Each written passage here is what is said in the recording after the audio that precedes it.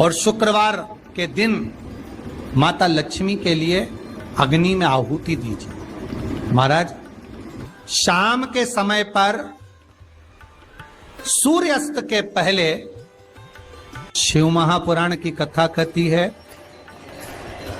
अग्नि पुराण कहती है, नर्मदा पुराण कहती है, लिंग पुराण कहती है कि बेलपत्री के वृक्ष के नीचे, नीचे तो नीचे वो भी जाने दो, यहां तक वर्णन किया शिव महापुराण में तो कि बेलपत्री का जो फल होता है ना, बेल फल जो होता है, कहते हैं अगर किसी व्यक्ति के यहाँ लक्ष्मी की कमी होती है, संपदा की कमी होती है, जिसके यहाँ पैसा नहीं आता, धन नहीं आता, तो बेल का जो फल होता है, बेलपत्री का जो फल होता है, उस फल के गूदे को, बेलपत्री के फल का गुर्दा निकाल लो, सुखा लो, गाय के घी में उसको डुबो लो और शुक्रवार के दिन माता लक्ष्मी के लिए अग्नि में आहुति दीजिए। महाराज, शाम के समय पर सूर्यास्त के पहले ये जो आहुतियां हम बेले के गुर्दे के फल की गाय के घी में डुबोकर माता लक्ष्मी और भगवान विष्णु के नाम से देते हैं, महाराज 2 या 3 शुक्रवार करोगे, लक्ष्मी की कभी कमी नहीं आती, संपदा बढ़ती है।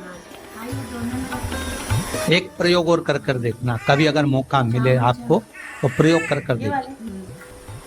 लिंग पुराण के अंदर लिखा हुआ है, शिव पुराण में, लिंग पुराण में और स्कंद पुराण में कहा गया है कि अगर किसी ने बेले के फल को, बेले के फल का अगर थोड़ा सा भी गुर्दा पाया है, बेले के फल को खाया हो या बेल का रस पिया हो या बेल के फल का जूस पिया हो, अगर वो व्यक्ति का अनायास किसी कारणवश प्राण भी छूट गए हो, तो शिव महापुराण की कथा कहती है कि 27 दिन तक वो बेल के फल का रस उसके नस नस में रहता है, तो उस व्यक्ति को यम नहीं छूते, वो कैलाश पर निवास करता है। मर भी जाता है तो अधोगति में नहीं पड़ता, नरक नहीं भोगता, वो बैकुंठ पद का कामी हो, बैकुंठ का निवासी।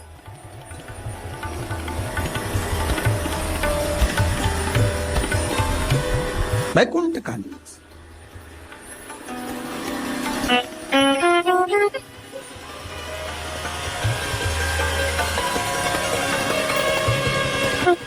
ये जो शिव जी को चढ़ती बेलपत्री हुई, शमी पत्र हुआ, मदार का पुष्प, आंकड़े का जो पुष्प हुआ, ये सब साधारण नहीं है। साथ शंकर का एक एक गुण तत्व ग्रहण करने वाले, शंकर का अनुमोदन करने वाले, शिव को एक एक वस्तु जो चढ़ने वाली साधारण नहीं।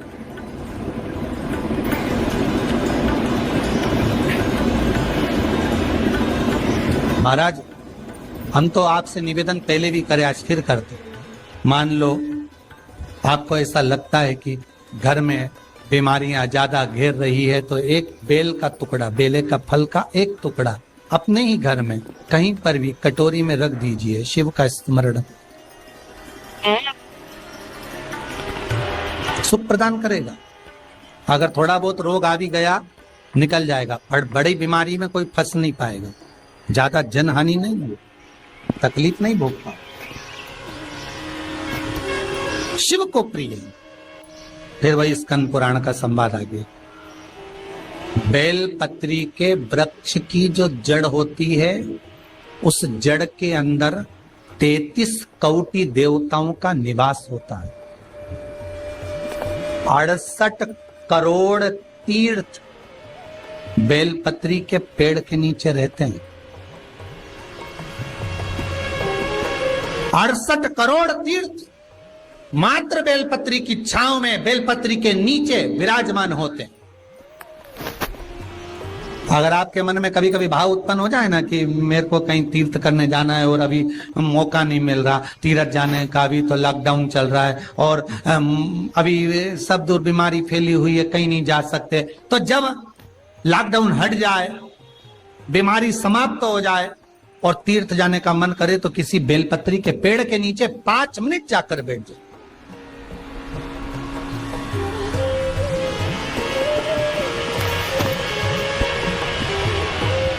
और जप लो, श्री शिवाय नमस्तुभ्यम। जितने बैठे हो टीवी के सामने प्रेम से बोलो, श्री शिवाय नमस्तुभ्यम।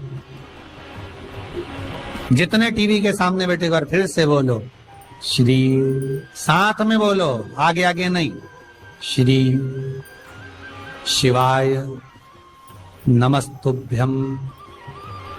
जब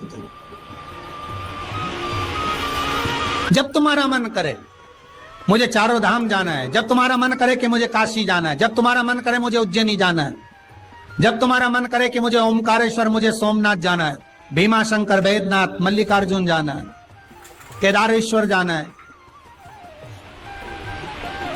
बस नागेश्वर जाना है, थोड़ी देर के लिए बेलपत्री के पेड़ के नीचे जाकर भी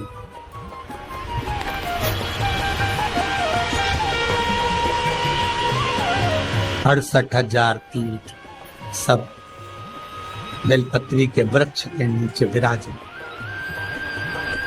जहां पर देवराज के प्राण छूटे वहां बेलपत्री का पौधा है, बेलपत्री का वृक्ष है।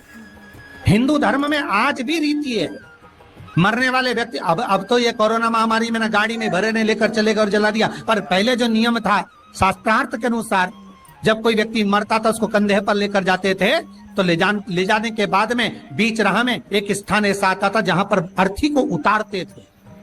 विश्राम स्थल पर उस अर्थी को उतारा जाता था, और वो केवल विश्राम स्थल ऐसे नहीं होता था, वहां पर बेलपत्री का पौधा होता था, पेड़ होता था। उस बेलपत्री के वृक्ष की छांव उस मुर्दे पर भी पड़ जाती थी, तो उसको यम की कैद नहीं भोगना पड़े,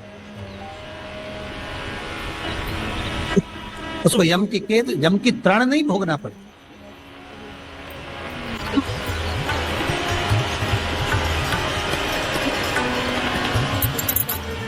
इसलिए उस बेलपत्री के पौधे के नीचे उसको विश्राम दिया जाता है।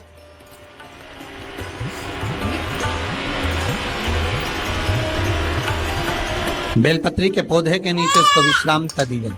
इसकी पोटी धुला दी।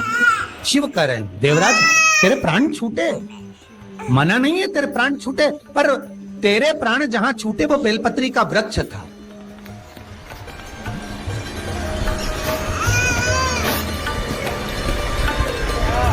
और अब तुझे यहां नहीं रहना है, अब तुझे कैलाश पर रहना है।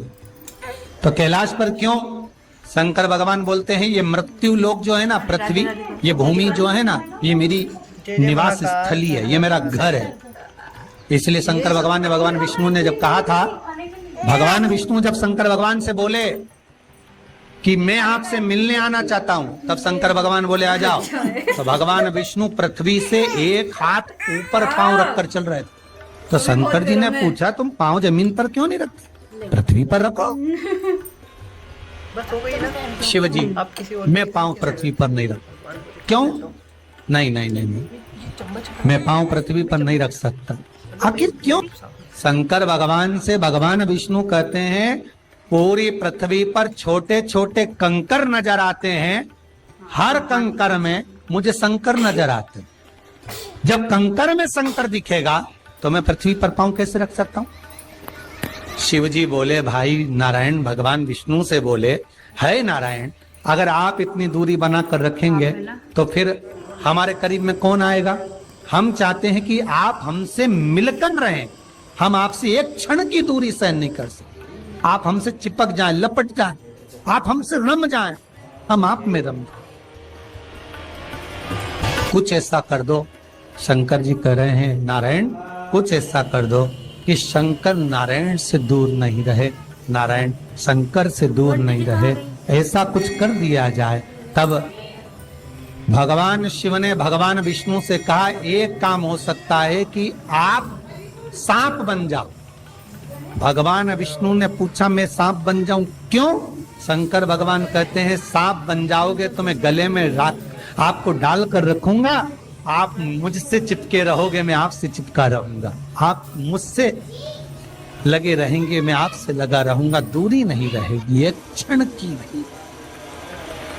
और भगवान विष्णु सर्प बन गए, भगवान विष्णु सांप बन गए, सांप बने भगवान शंकर ने। भगवान विष्णु जब सर्प बने और सर्प बनकर भगवान शंकर ने अपने गले में भगवान विष्णु को धारण कर लिया।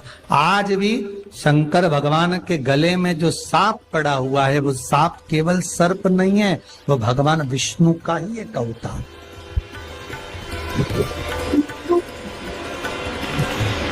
वो भगवान विष्णु का एक स्वरूप। शंकर भगवान के पूरे शरीर पर 6 सांप हैं। कितने सर्प हैं? 6। एक जो गले में है वो भगवान विष्णु का होता, 2 हाथ में, 2 भुजा पर, एक कमर में जो सर्प नजर आता है, ये शंकर भगवान की 5 लड़कियां हैं, जया, विशारा, सामरीबारी, दोतली और देव। शिव जी की 5 लड़की। शंकर भगवान के पूरे शरीर पर 6 सर्प हैं, 5 लड़कियां और एक भगवान विष्णु का स्वरूप, भगवान विष्णु का प्रतिबिंब, भगवान विष्णु का ही एक स्वरूप।